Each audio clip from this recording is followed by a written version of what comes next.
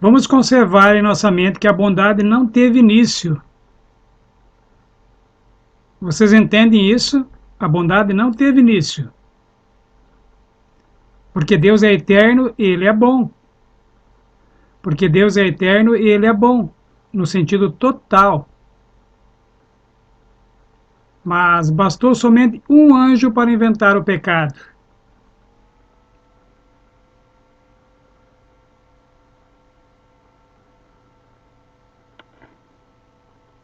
Um anjo inventou o pecado.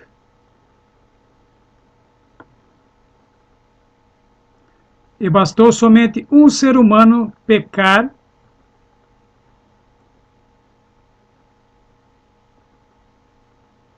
e bastou somente um pecado. É incrível o que somente um pecado pode fazer. As pessoas não acham que o pecado as tirará do reino dos céus. Quantas vezes eu já ouvi que se você tiver uma relação com Jesus, você será salvo? Sempre que vocês ouvirem isso, irmãos e irmãs, pensem no que isso realmente implica. O pecado não é o problema, alguns dizem. Pecado não é o problema, alguns dizem. Eu quero que vocês saibam que o pecado sempre foi o problema. Um pecado tirou Adão e Eva do jardim do Éden. Não milhares de pecados, ou até 10 ou 20 pecados, um pecado. Um pecado impediu Moisés de entrar na terra prometida. Que exemplo! Um homem de Deus, um pecado o impediu de entrar na terra prometida. Eu quero que vocês saibam que um pecado não perdoado, um pecado não vencido pelo poder de Jesus Cristo, é claro,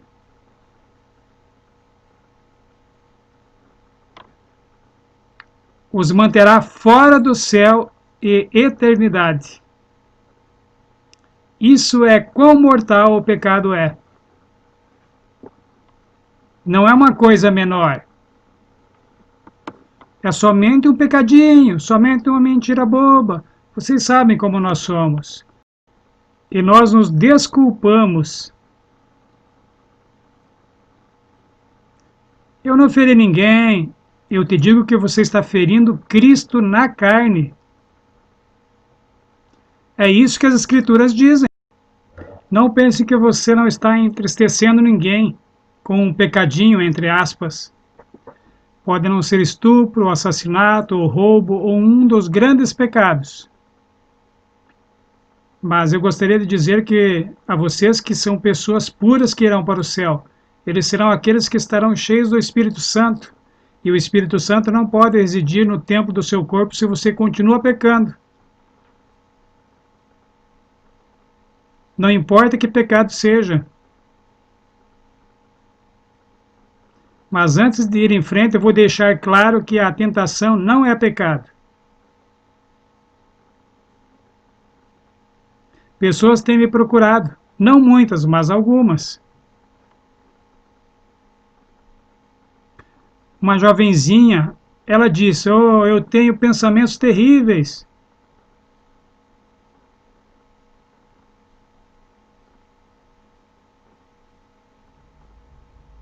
Eu não ousei perguntar que pensamentos eram, eles não me interessavam. Isso era entre ela e o seu Criador.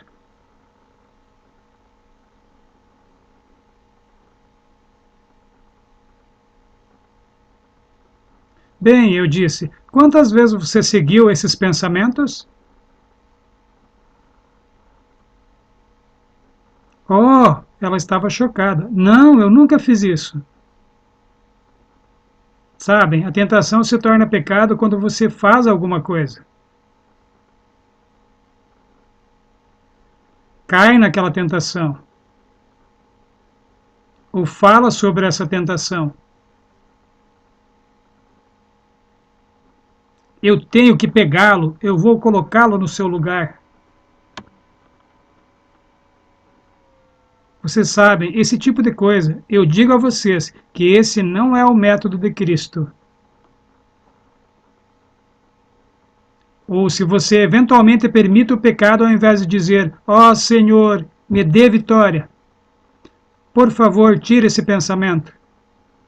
Nunca fique em um lugar onde você é tentado. Saia de lá e não olhe para aquela direção, seja o que for. Qualquer que seja a tentação que vem, se eu começo a ser tentado, começo a citar as Escrituras em voz alta ou em minha mente,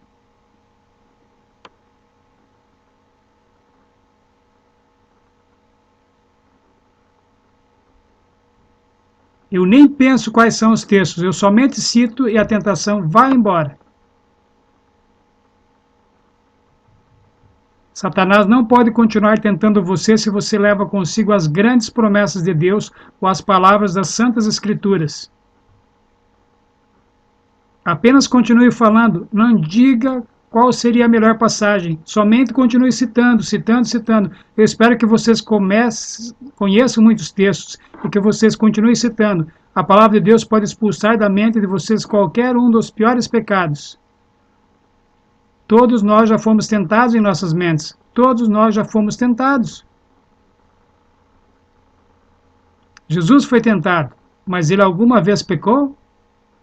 Não. Vocês já perceberam que ele teve provavelmente uma das piores ou o pior tipo de tentação que alguém pode ter? Se ajoelhar e adorar o arqui-enganador. Vocês já imaginaram algo pior do que jurar obediência a Satanás?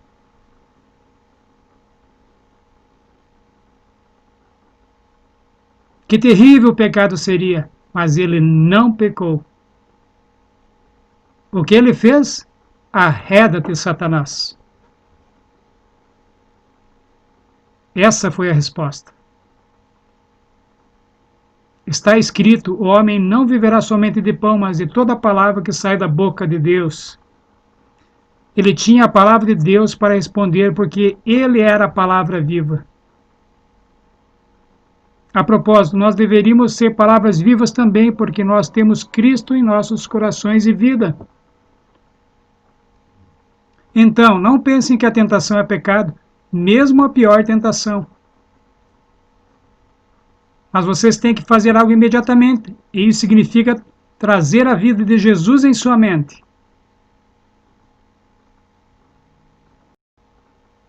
Nós podemos cair em tentação. O que isso significa? Pecar. E na Bíblia nós oramos, não nos deixe cair em tentação. Cair em tentação significa pecar.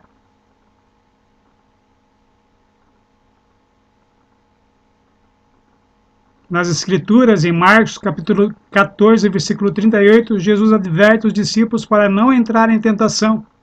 Então, se a tentação vem e nós entramos, nós nos movemos em direção a ela, nós estamos pecando.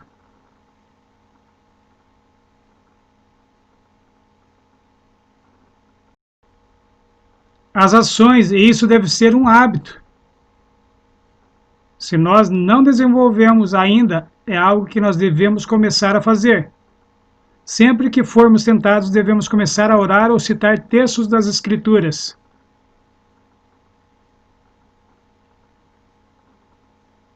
Algumas pessoas dizem, você não sabe o quão severamente eu sou tentado. Mas o que diz a Bíblia? Não há sobre vós tentação senão humana. Ninguém é tentado além do que os outros estão sendo tentados.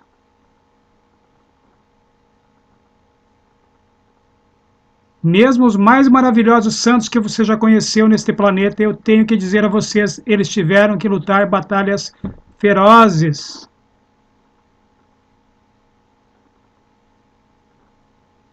Eu lembro-me de quando eu disse para o pastor Pearson que ele não sabia que inspiração ele tinha sido para mim e que bênção ele tinha sido para mim.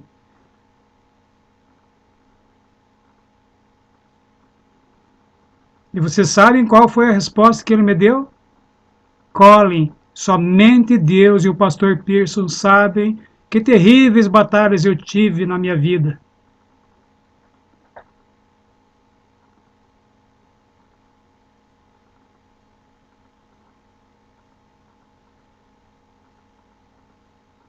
Sinceramente, conversar com o pastor Pearson era como conversar com um santo para mim.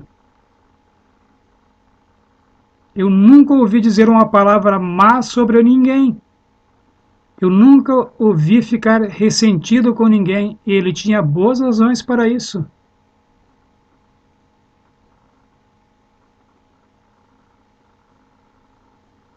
Mas eu não pensava nisso. Um homem de Deus como aquele, e as tentações que sofria tinham sido muito severas. Satanás tentará o mais fiel e usará as mais duras tentações para fazê-lo cair. E não é porque você foi tentado severamente que Deus o deixou. Isso simplesmente pode significar que Deus permitiu a Satanás a tentar você mais para ver se você se mantém firme. Testar você mais, purificar você e refinar você para o reino do céu. Não significa que você caiu. Mas às vezes eu sei, desde o meu batismo, que há momentos que nós não estamos caindo em pecado.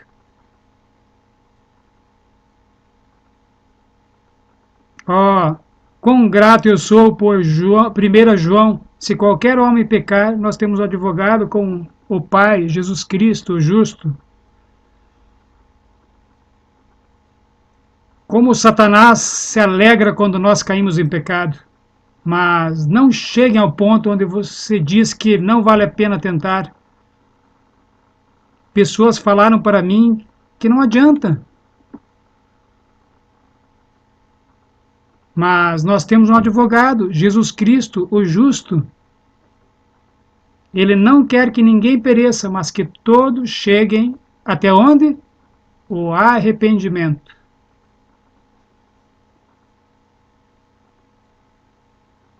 Não, não há nenhuma desculpa para o pecado. Não se desculpe com Deus. Nós devemos ir direto ao fato de que nós precisamos de ajuda.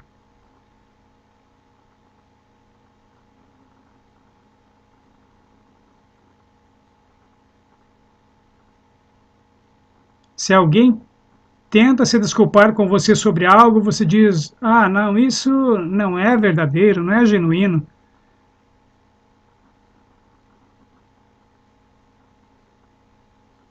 Mas quando você vai se confessar, não tente se desculpar.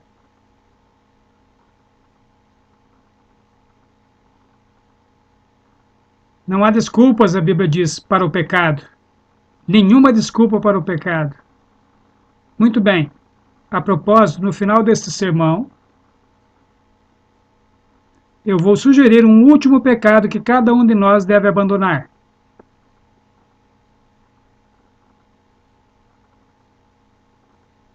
Eu acredito que há um pecado, o último pecado. E é o mesmo pecado para cada um de nós. Agora, eu darei o meu fundamento bíblico para isso.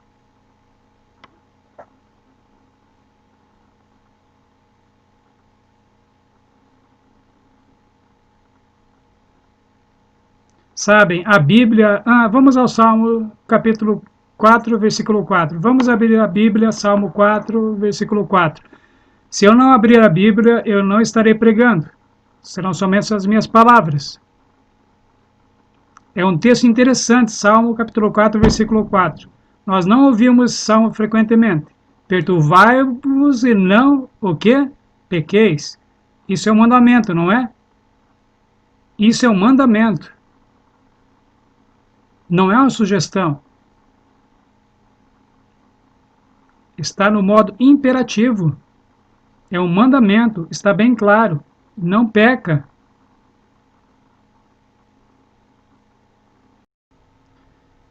E João 8,11, o que diz? Vamos a um texto muito conhecido. Um texto bem conhecido.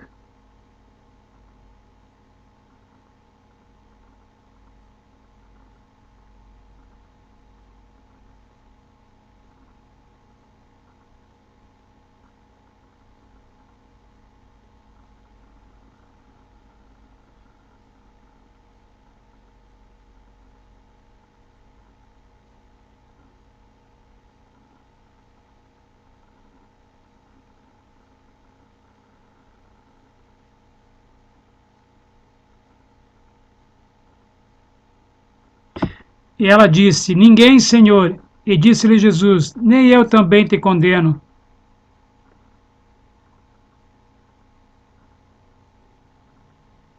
Qual é o mandamento novamente? Vai-te e não peques mais. E 1 Coríntios capítulo 15, versículo 34. 1 Coríntios capítulo 15, versículo 34.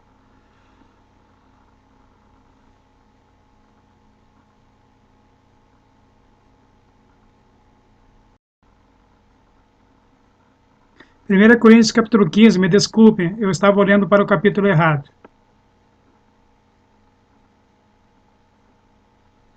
Vigiai justamente e não pequeis, porque alguns ainda não têm o conhecimento de Deus. Digo-o para a vergonha vossa. Então nós temos no Velho Testamento e nas palavras de Jesus e nas palavras de Paulo, não peques mais.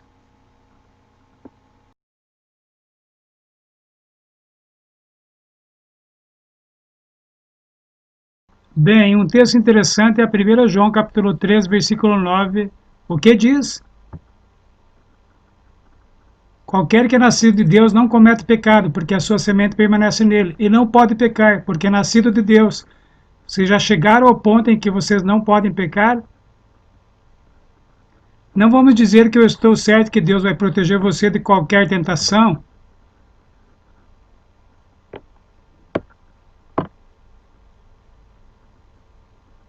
Mas nós não podemos ir para o pecado. Nós não mais podemos desonrar a Deus por causa dos nossos pecados. É isso que Deus está esperando. Quando você olha para os 144 mil, as pessoas tentam argumentar que é um número simbólico. Eu acredito que é impossível que seja um número simbólico. Se você segue a cadeia profética, os números são sempre literais na cadeia profética.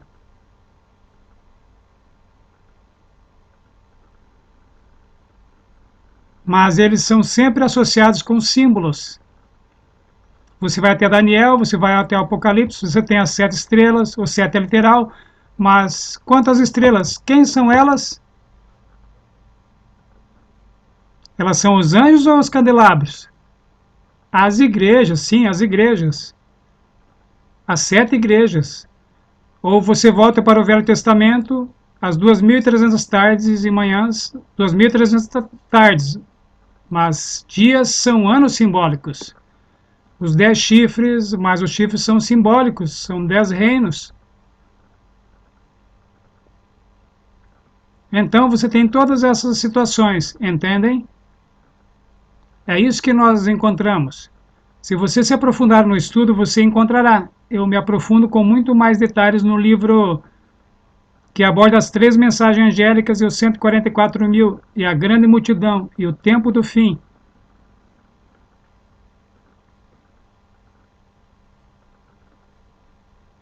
Então, esse livro nos explica claramente. Mas eu digo a vocês, para sermos perfeitamente unidos, nós precisamos ser perfeitamente puros. Nós devemos estar livres do pecado. Não podemos ser ameaçados, corrompidos de maneira alguma pelo pecado.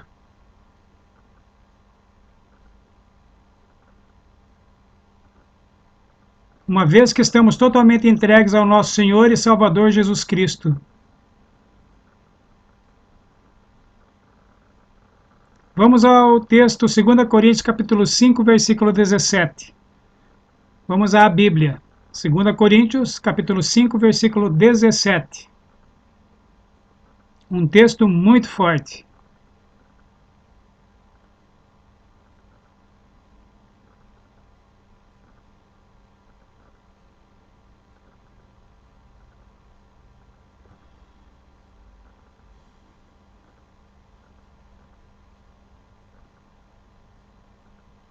Assim que se alguém está em Cristo, nova criatura é. As coisas velhas já passaram, eis que tudo se fez novo.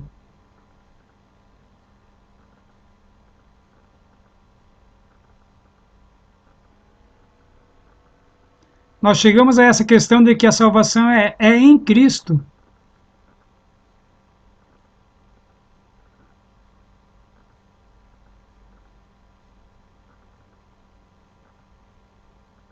A Bíblia fala de nós estarmos em Cristo.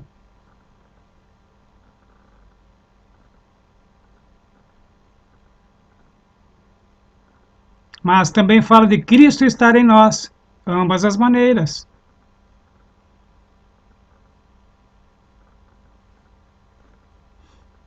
Havia um pastor adventista muito famoso indo aos Estados Unidos e ao mundo.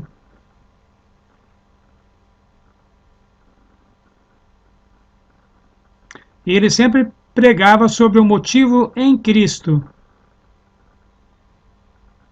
Alguns de vocês já devem ter visto ele pregar. Motivo em Cristo. Eu não sei por que nós colocamos motivo, nós não vemos isso na Bíblia. De qualquer maneira, ele viajava por aí pregando esse sermão. O que ele realmente queria dizer quando ele falava em Cristo?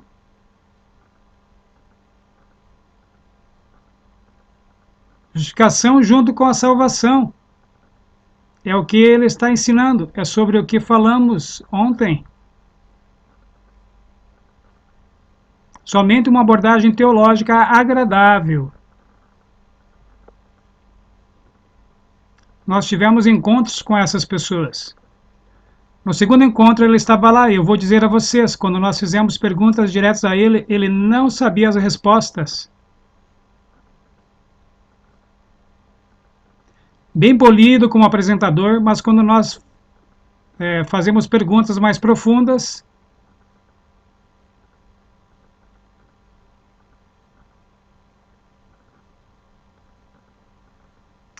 por que não falar de Cristo em você, a esperança da glória? Mas, de fato, quando nós voltamos a João capítulo 15, qual é a parábola de João 15? Uma parábola bem comum, bem conhecida.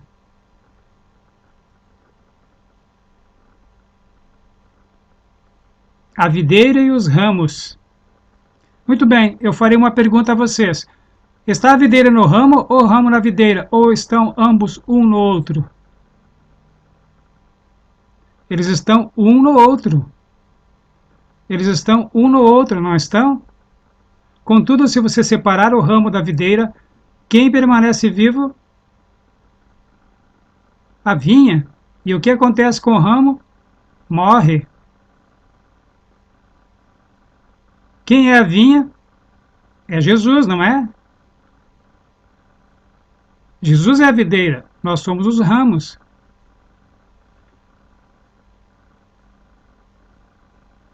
Jesus não morre, a videira não morre se você tirar um galho dela.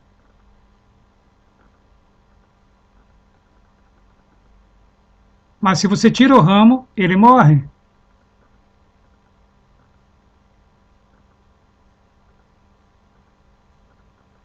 Se nós deixamos a Cristo, nós estamos morrendo. E a verdade é que ele não seca completamente imediatamente, longe do ramo. Se você reconectar o ramo rapidamente na videira, ele reviverá. E Deus dá a oportunidade para aqueles que foram separados da videira para voltarem para ela. Que bênção! Se isso não fosse possível, uma vez que nós nos separássemos de Deus, seria para a eternidade. Vamos ver como isso acontece em João capítulo 15. João, na verdade, fala mais disso do que outros autores da Bíblia.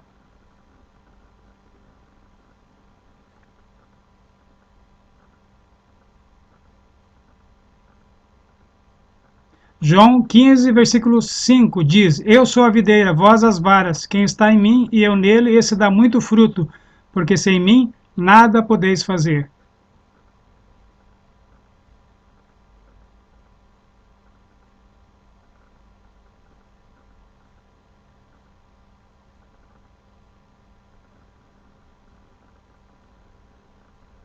Vocês acham que, como os ramos separados da videira, vocês podem conseguir uvas? Quantas uvas vocês conseguirão separados da videira? Nós temos que ter os nutrientes vivos fluindo da videira. E espiritualmente é tudo o que nós precisamos, e então nós poderemos ter frutos e ter a justiça do Senhor. Verso 6: Se alguém não estiver em mim, será lançado fora, como a vara, e secará. E os colhem e lançam no fogo, e ardem.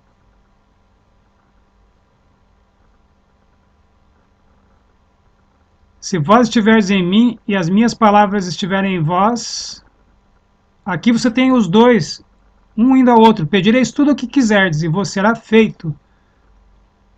Nisto é glorificado meu Pai, que deis muito fruto, e assim sereis meus discípulos. Muito bem, então nós temos esses textos muito bons, esses textos que nos falam da videira.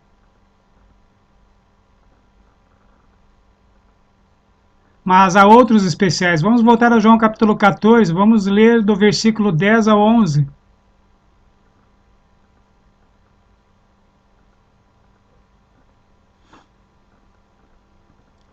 Não crês tu que eu estou no Pai e que o Pai está em mim? As palavras que eu vos digo, não as digo de mim mesmo.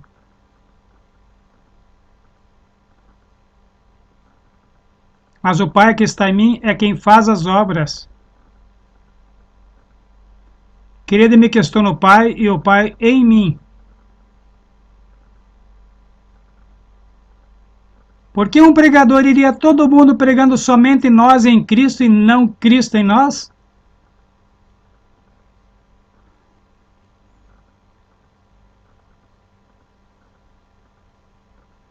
Porque Cristo em nós traz santificação.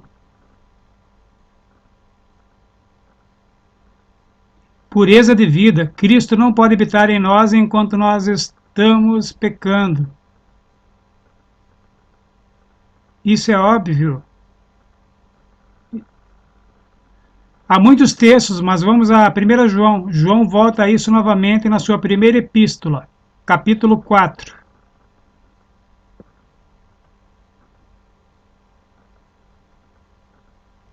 E vou ler do verso 13 ao 16.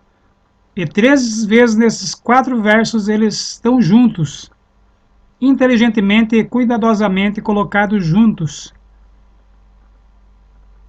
Nisto conhecemos que estamos nele e ele em nós, pois que nos deu do seu Espírito. E vimos e testificamos que o Pai enviou seu Filho para Salvador do mundo. Qualquer que confessar que Jesus Cristo é o Filho de Deus, Deus está nele e ele em Deus.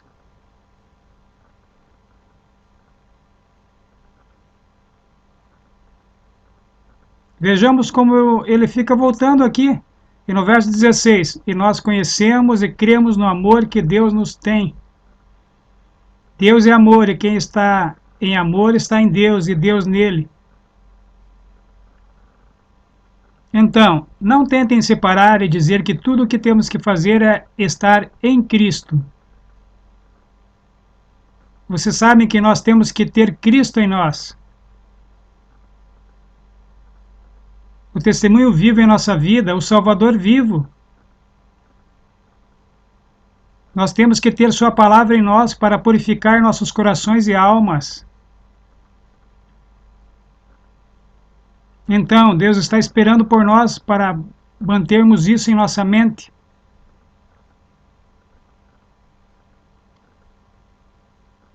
Quantos de vocês acreditam que o problema é o pecado original? Que nós somos culpados pelo pecado de Adão? Quantos acreditam que nós morremos por causa do pecado de Adão? Eu acredito que nós morremos por causa do pecado de Adão. A Bíblia diz que a morte passou a todos os homens. Mas vai em frente e diz que todos os homens pecaram. Entendam, não é por causa do pecado original.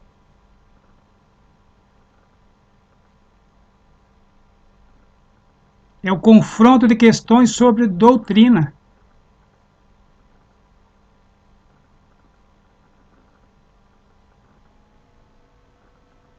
Eu estava na comissão, na verdade eu estava em 2 comissões.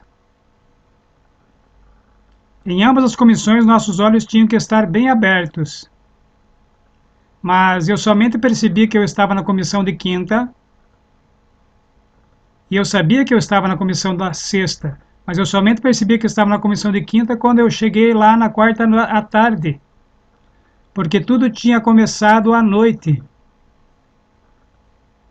Então, logo depois, eu notei que eu estava caminhando pelos corredores da Universidade de Andrews. Eu vi aquele homem virado com outro homem que eu não conhecia, vindo com outro homem que eu não conhecia. Esse outro homem era um teólogo de Loma Linda, que eu havia encontrado alguns meses antes, quando eu estava fazendo algumas pesquisas em Loma Linda, quando eu estive nos Estados Unidos, na costa oeste.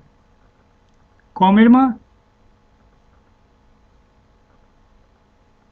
Eu estou tentando lembrar. Larry e o outro nome começa com um S.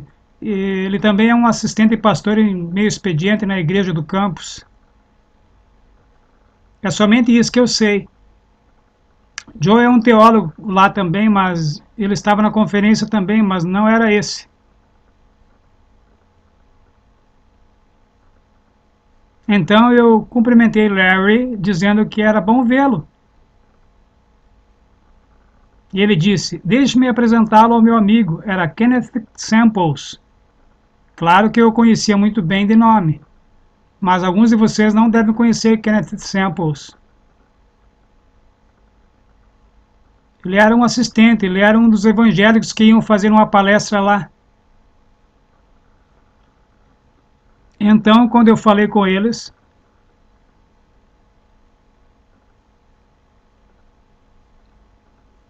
e eu os cumprimentei e disse: eu percebi que nós estaremos na mesma comissão amanhã. Eles já tinham percebido isso também. Eu disse: eu olhei para os 6 de nós dessa comissão. Eu me rendo.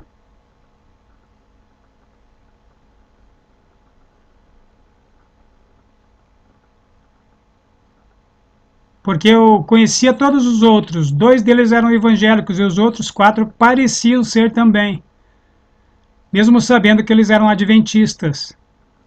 E eu disse: sabe, eu preciso de um pouco mais de tempo na comissão de amanhã. Havia somente 1h15. Isso significava que cada um de nós teria aproximadamente 12 minutos e meio para falar.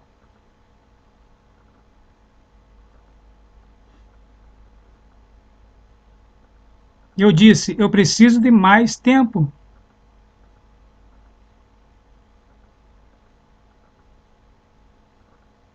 Mas o que eu não tinha levado em consideração é que todas as questões para serem ouvidas tinham vindo de 250 pastores das várias partes dos Estados Unidos.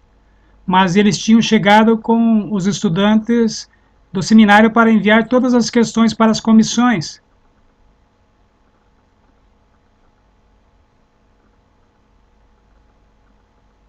Porque eu era o único nesse sistema particular de crença. Eu estava fazendo mais perguntas do que todos. Individualmente, eu fazia as perguntas, eu não estou falando no geral, mas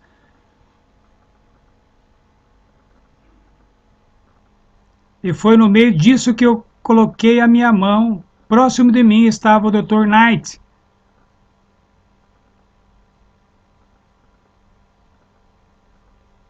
George Knight. Eu coloquei a minha mão no seu ombro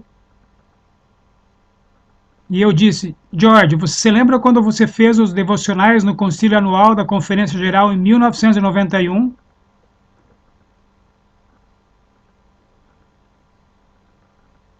Sim, ele disse. Você se lembra sobre o que você falou? Eu estava esperando que a pessoa que coordenava a comissão pararia a nossa conversa. Por isso, não estava no acordo entre os membros da comissão que nós recebemos. Mas ele não falou nada, então eu continuei. E ele disse: sobre o que eu falei? Você disse que comer queijo não é pecado.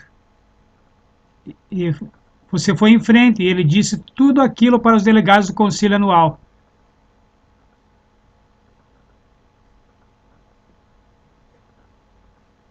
Então você disse, nem comer ratos e cobras, cascavéis é pecado. Então George começou a falar e disse, e eu falei que adultério não é pecado? Eu disse, você certamente disse isso. Que coisa chocante para ser dita. Então eu fui em frente e disse, e você disse que assassinato não é pecado, e você foi em frente e disse que roubar não é pecado. Sim, e provavelmente disse isso porque eu escrevi este livro, George falou. Que livro? Eu penso que talvez fosse o livro Eu Costumava Ser Perfeito. Eu nunca li esse livro, eu acho que era esse livro, mas ele não disse qual era o livro. E disse, George, sentado perto de mim, eu queria que todas as pessoas escutassem isso no auditório. Eu disse, sentado próximo a mim estava um presidente sul-africano aposentado.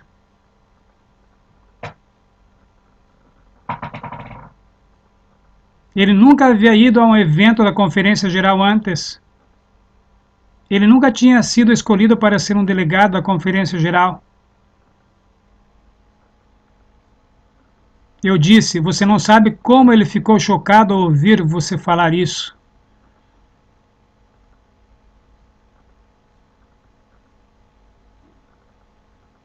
Mas ele escreveu no quadro pecado com letras maiúsculas, escreveu pecados com letra minúscula. Em outras palavras, ele estava dizendo que o verdadeiro problema é o pecado original, o pecado de Adão. Não essas coisas pequenas como assassinato, estupro, esse tipo de coisas. É incrível o que os teólogos inventam. E as pessoas os ouvem e suas falas são aceitas.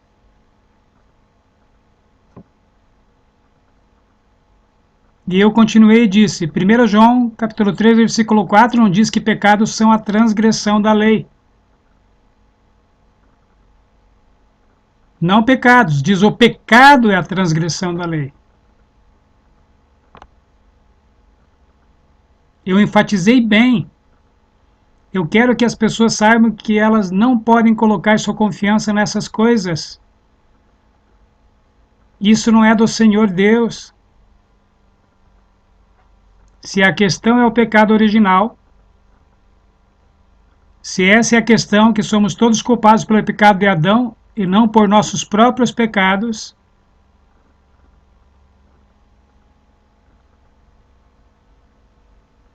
não haveria o verbo pecar. Haveria somente o substantivo pecado. Não poderia ser alguma coisa que você faz, porque o pecado original é algo que você herdou. É um substantivo. Agora a Bíblia tem o verbo pecar e tem o substantivo pecado. Mas não está se referindo ao pecado original quando apresenta o pecado como um substantivo. Está se referindo ao seu pecado, ao nosso pecado, etc. Mas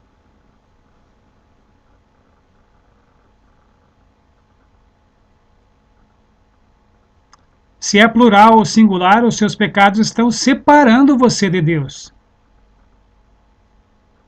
O que nós fazemos é uma ação, é um verbo. Eu não sei como eles inventam tudo isso. Nós não morreremos pelo pecado de Adão, não o pecado dele. A propósito, ele não acreditou em Deus, ele não obedeceu a Deus. Adão não fez isso.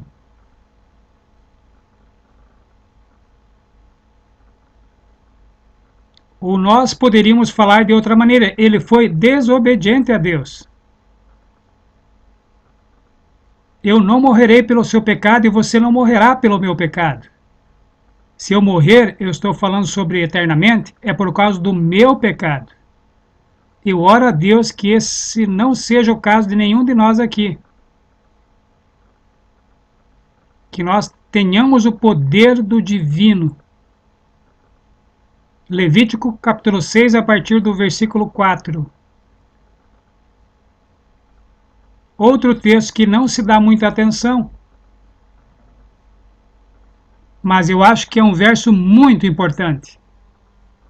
Levítico capítulo 6, versículo 4. Será, pois, que, como pecou e tornou-se culpado, eu quero que vocês percebam, tem pessoas que falam comigo e dizem que não se sentem culpados. Não importa se você se sente culpado, se você peca, você é o quê? Você é culpado. É um fato, porque ele pecou e é culpado.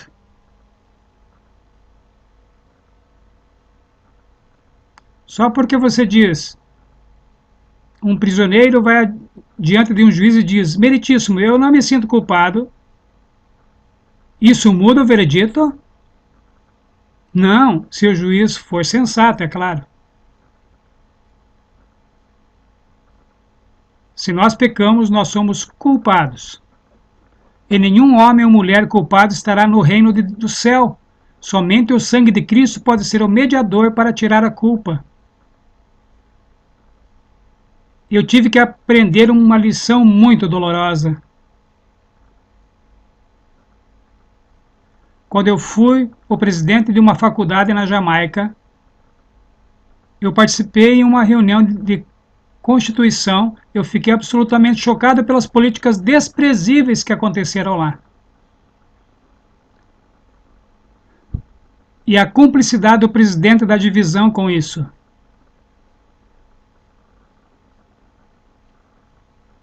Eu fiquei bravo. Eu fiquei realmente bravo. E eu fui e falei para esse presidente de divisão e disse que foi a coisa mais vergonhosa que eu tinha visto nos assuntos da igreja naquele tempo.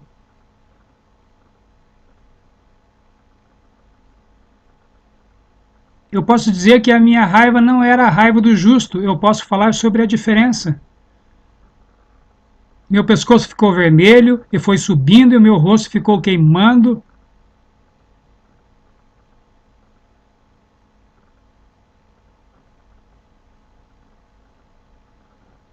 E eu estava do lado certo. A Bíblia, como o Espírito Santo é tão bom para você.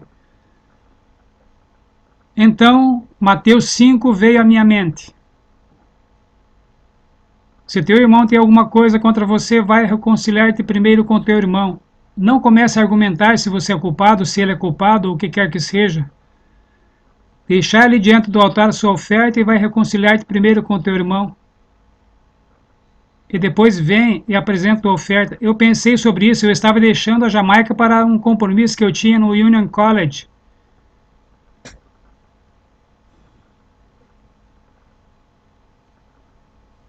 Eu não o veria lá, mas eu o veria quando ele viesse para os Estados Unidos, para o concílio anual ou o concílio da primavera, etc. Quando nós nos encontrássemos, nós nos cumprimentaríamos, mas haveria uma grande barreira, uma grande petição entre nós. Você podia sentir isso, você já tiver a sensação, oh, tudo bem, bom ver você novamente, mas você sabia que na verdade não era assim. Bem, no Concílio Anual de 1974, que aconteceu em Loma Linda, no campus da igreja, na última noite, o pastor Pearson, que era o presidente da Conferência Geral, fez o sermão. E o pastor Pearson fez um maravilhoso apelo. E disse que se havia qualquer problema entre os irmãos, eu não acho que ele sabia sobre a nossa situação, mas ele acertou em cheio.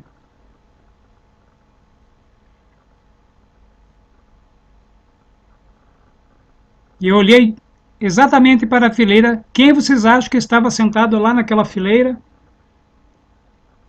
Esse presidente de divisão. E eu digo a vocês, eu lutei e falei, mas foi culpa dele, Senhor. Aqui estou eu sou presidente de uma faculdade, eu sou um ministro ordenado,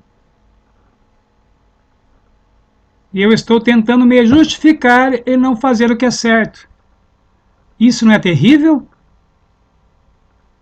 Sim, mas não é desculpa, na verdade. Não é a natureza humana que é desculpa. Sim, é a natureza humana, mas alguns de vocês devem ter esses tipos de lutas em suas vidas também. E eu voltei para o meu hotel sabendo que na manhã seguinte um carro iria me pegar e os outros também para nos levar ao aeroporto.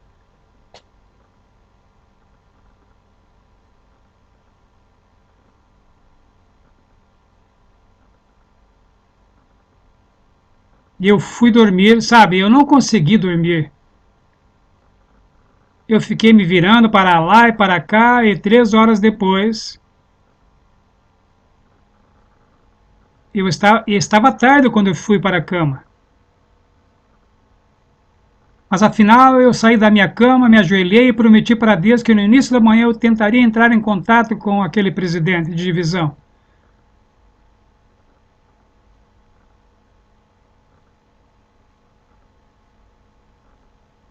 Eu não sabia em que hotel ele estava, eu sabia que ele não estava no hotel em que eu estava. Então eu acordei cedinho, liguei para um hotel e depois para outro que havia na lista telefônica. E eles respondiam que não havia ninguém lá com aquele nome. E um hotel de repente respondeu que sim, que ele estava lá. E eles me passaram o número do quarto e eu estava prestes a ligar para ele, mas me chamaram para irmos para o aeroporto.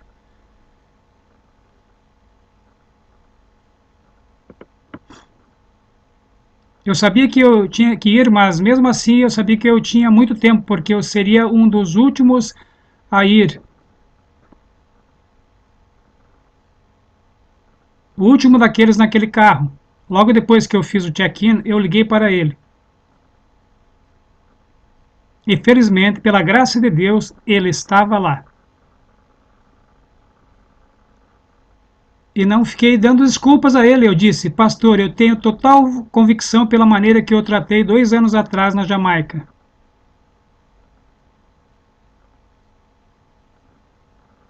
Eu gostaria de pedir desculpas.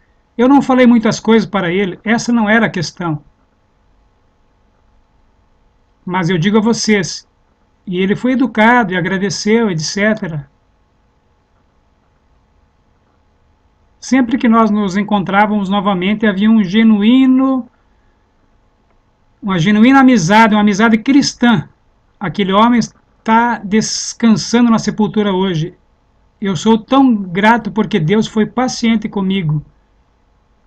Aquele único pecado poderia ter me mantido fora do reino do céu. O pecado é certamente mortal. Eu digo novamente que um pecado tirou Adão do paraíso. E Moisés não entrou na terra prometida por causa de um pecado. Então, irmãos e irmãs, não vamos tentar argumentar sobre isso. É muito importante perceber o que o pecado é. Eu acredito que o nosso corpo responde negativamente ao pecado. Eu posso provar para vocês, mas vocês sabem o que é um teste de polígrafo ou um teste de detector de mentira? Eles colocam todos aqueles elétrodos em você, etc. E as pessoas que podem passar em teste de polígrafo, não muitos passam. Eu não sei se é porque eles são mentirosos patológicos ou o que é. Mas eu digo a vocês que aqueles que não são esse tipo de pessoa vão reagir bem negativamente quando erram.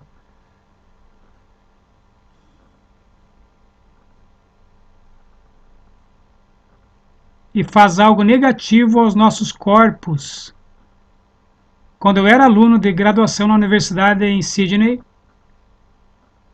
eu estava fazendo um teste e decidi fazer algo eu mesmo. Eu não achava que o meu professor ficaria muito feliz sobre eu fazer o teste sem ele saber. De qualquer maneira, ele poderia ter dito não para mim, mas eventualmente havia 10 alunos de graduação para fazer esse teste dentro do tempo, é claro. Eu apenas coloquei elétrodos em seus dedos e conectei a um monitor. E para ver o que aconteceria, para ver se teria alguma resposta da pele. Eu também tinha papel rastreador que eu rasgaria se eu visse que haveria alguma ambiguidade no monitor. E não teria que fazer isso, mas eu fiz 10 perguntas, uma de cada vez para cada um dos 10. Então eu tive 100 respostas no final. Eu fiz perguntas inocentes, nada emotivo ou particular.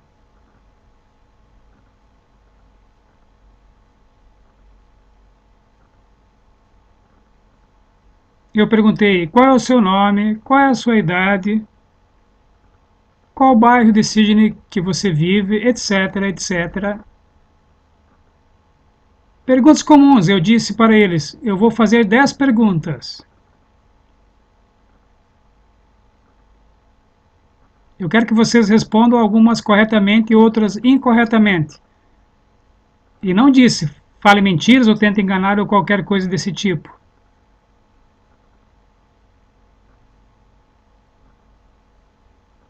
Eu queria ver quais eram os resultados. Esse não era o primeiro teste poligráfico. Outros já tinham tido o mesmo tipo de resultado. Qual é o seu nome? Um poderia dizer Bob Smith. Eu ficava observando como funcionava, normalmente como sempre. Eu sabia que o nome dele era Bob Smith. Qual é a sua idade? 19.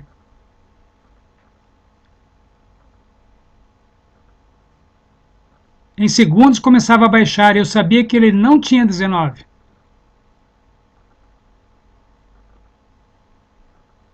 Eu não sabia qual era a idade dele, eu cometi um erro naquelas 100 perguntas. O corpo estava reagindo, o sistema neurológico estava sendo abatido sempre que eles falavam algo que não era exato.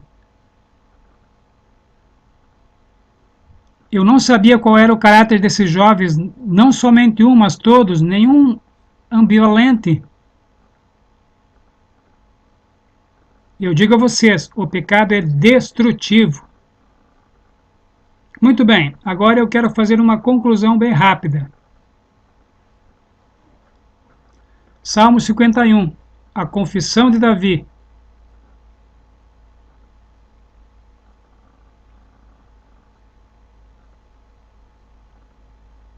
Vamos ver se nós aprendemos outras lições. O que nós podemos fazer quando nós pecamos?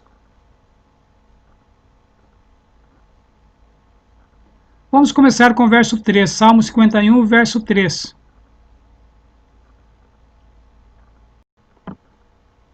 Ele pede para ser lavado completamente e purificado. Então ele diz, porque eu conheço as minhas transgressões. Essa é a primeira coisa que nós devemos fazer. Nós devemos reconhecer nosso pecado ou transgressão. Se nós não fizermos isso, nós nunca nos arrependeremos. Nós devemos começar com isso. Então, se formos ao verso 4, ele reconhece que não somente pecou por matar um homem, e é claro, por seu adultério.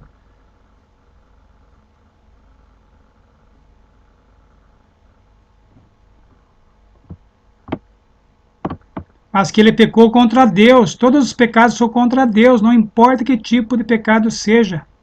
É contra o Deus do céu.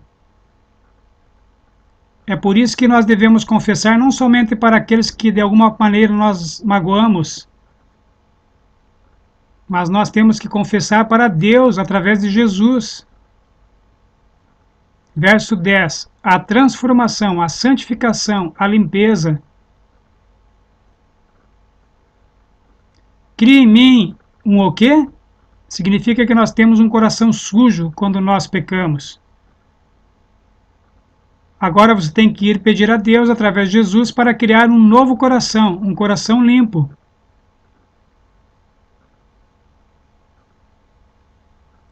Então nós pedimos pela alegria e o júbilo da salvação.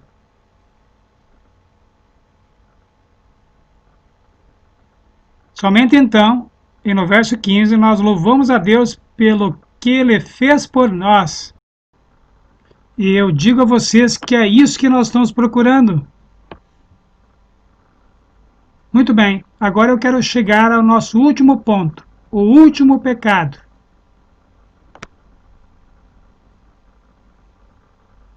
É óbvio que não é assassinato, ódio, quando você odeia alguém, é como se tivesse matado, não é o que a Bíblia diz?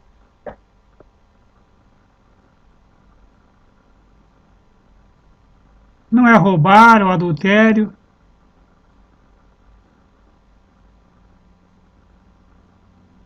Ou qualquer daqueles pecados grosseiros. Vamos ao capítulo 14 de Apocalipse.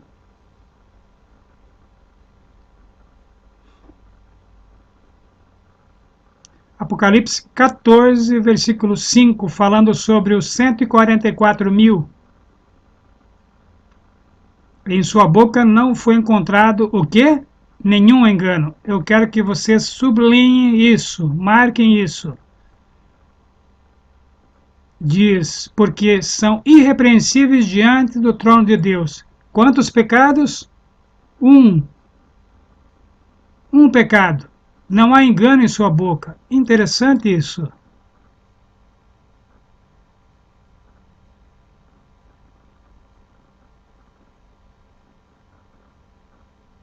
É porque eles não têm nenhum engano em sua boca. O que vocês perceberam?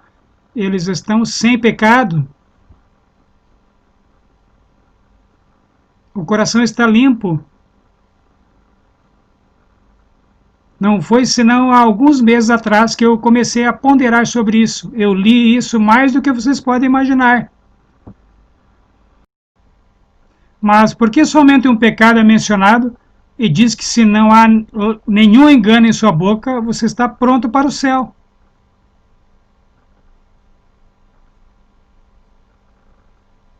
Você está sem pecado diante de Deus, o juiz do universo.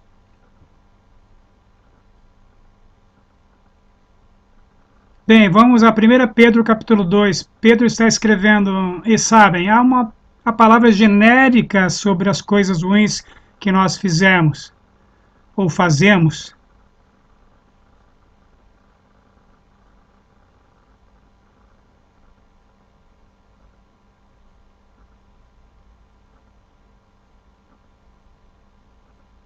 Quando você diz pecado, é um termo muito geral, não é? Não é específico. Se você diz eu pequei, eu quero saber que pecado que é. Há pecados específicos, não há? Eles vêm sob a rúbrica da palavra pecado. Ou iniquidade, é outro desses termos gerais, e há transgressão, esses termos mais gerais. E aqui nós temos pecado, mas somente um pecado específico é mencionado. 1 Pedro capítulo 2, versículos 21 e 22. Porque para isto sois chamados, pois também Cristo padeceu por nós, deixando-nos o exemplo, para que sigais as suas pisadas, o qual não cometeu pecado, nem na sua boca se achou engano.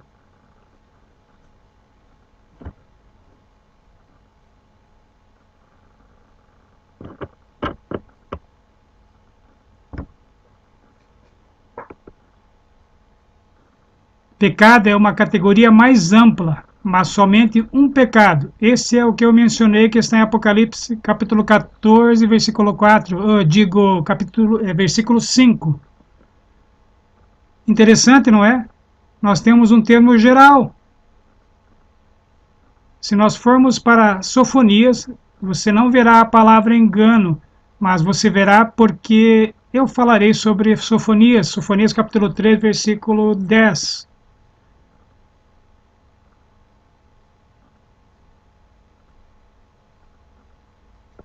Está lá no Velho Testamento. O remanescente de Israel. Quem são os remanescentes de Israel? Quem são os remanescentes de Israel? Eles são as pessoas boas ou são as pessoas más? Eles são os justos, não são? Então nós estamos falando sobre o melhor do melhor. O remanescente de Israel não cometerá iniquidade. Temos um termo geral novamente. Mas qual é a próxima palavra?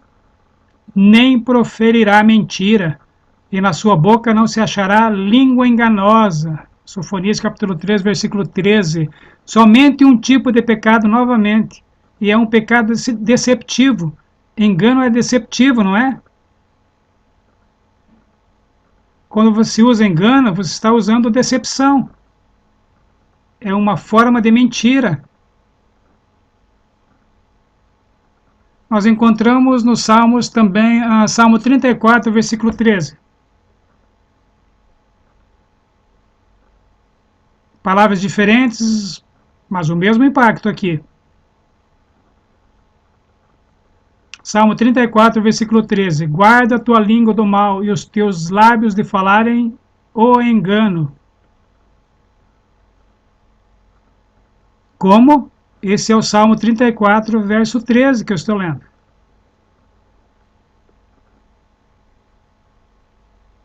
Salmo 34, verso 13. Eu lerei novamente. Guarda a tua língua do mal. Mal é um termo geral, não é? Os teus lábios de falar o engano. Somente um tipo de pecado. Um pecado específico.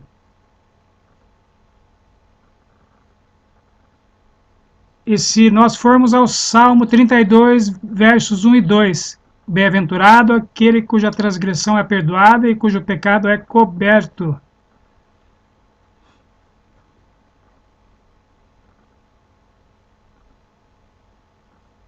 Esses dois estão na categoria geral, transgressão e pecado. Bem-aventurado o homem a quem o Senhor não imputa maldade. Outro termo geral, em cujo espírito não há engano. Novamente, nós temos um pecado específico. Eu comecei a ficar maravilhado quando eu li isso. Vamos a Provérbios capítulo 12, versículo 20. Provérbios capítulo 12, versículo 20. No coração dos que maquinam o mal há engano.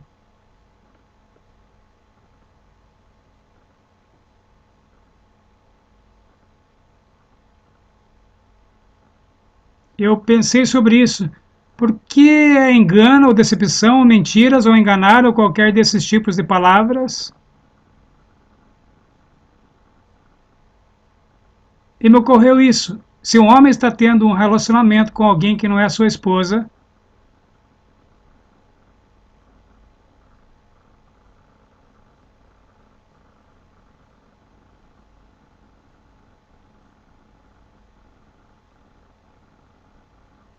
e a mulher começa a ficar um pouco desconfiada e pergunta: por que você tem chegado em casa tão tarde ultimamente? E ele responde: eu estava trabalhando no escritório, tinha algo para fazer. Ou o que quer que seja, você sabe, havia mais trabalho e eu fiquei lá. Em outras palavras, nós contamos mentiras ou conseguimos um álibi. E quando alguém atira em alguém e a polícia tenta investigar, ele conseguiu um álibi. E se eles não conseguem a evidência, ele pode se livrar do crime. A tendência para outros pecados é ser enganador.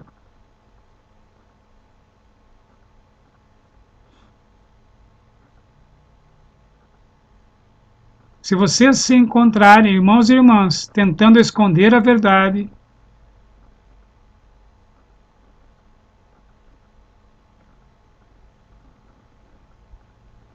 ou você pode dizer, foi uma mentira inocente,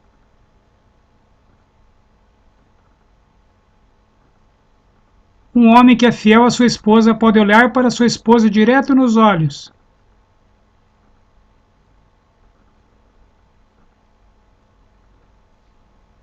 Minha esposa e eu, quando eu estava na África do Sul, eu acho que eu estava em Botsuana, de qualquer maneira. Na parte sul da África, quando nós comemoramos nosso 47º aniversário de casamento,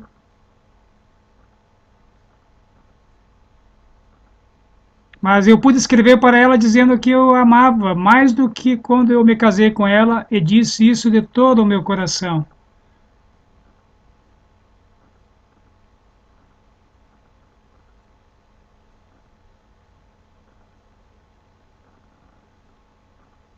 Eu posso falar de uma mulher que foi infiel ao seu marido. É a mesma situação.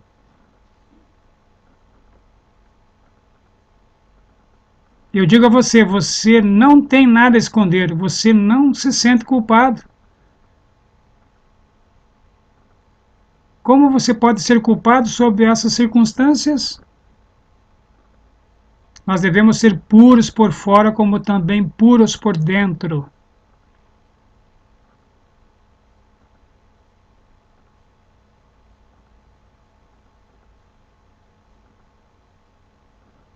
Nunca engane.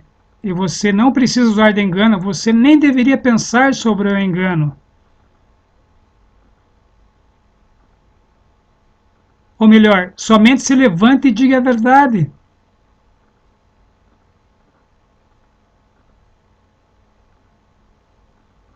Os 144 mil serão aqueles que preferirão morrer do que falar ou fazer algo errado. Preferirão morrer.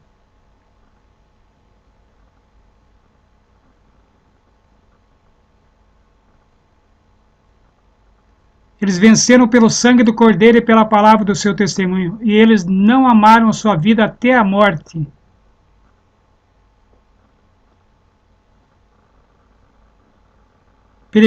Primeiro, se nós vamos viver no céu sem pecado, o pecado deve morrer em nossa vida agora.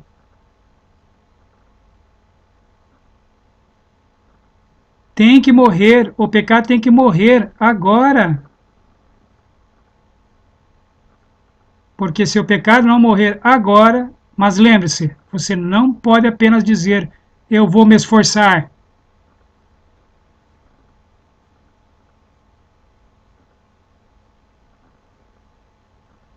Todas as manhãs eu oro para ter a mente de Jesus, porque eu sei que para Satanás não obter a vitória, eu preciso da mente de Cristo.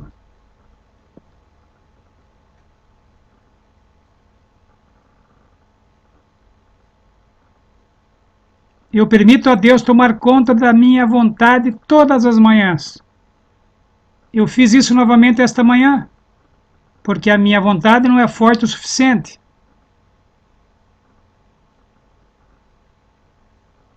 Eu também peço por aquela conexão viva, como a vinha e o ramo que nós falamos anteriormente. E eu peço para ter o caráter de Jesus.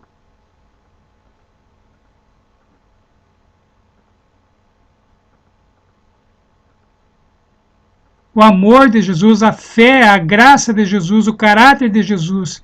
Todas as manhãs eu peço isso. Então eu vou até aos pecados que eu cometi na infância. A maioria deles eu acho que eu não tenho sido tentado há décadas. Não tenho sido tentado há décadas sobre esses pecados. Mas muitas décadas. Contudo, eu sei que Satanás pode trazer de volta todos aqueles pecados à minha mente. Então eu digo, ó Senhor, me dê vitória sobre isso hoje. Sim, leva tempo. A oração da manhã é a mais longa para mim.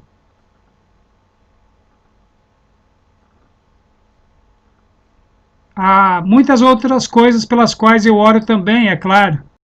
Mas, irmãos e irmãs, já é tempo de parar de pecar e se arrepender. Não fiquem falando, agora eu estou vivo para Cristo, e outra hora, agora eu estou vivo para o pecado. Não deve ser assim.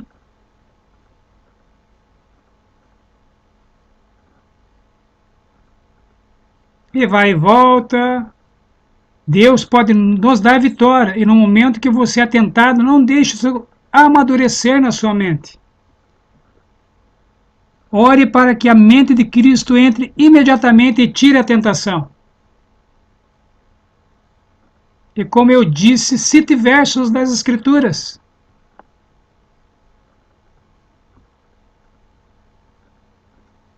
E tirará a terrível tentação de sua mente. Vamos nos ajoelhar e pedir a Deus que nos dê a morte para o pecado.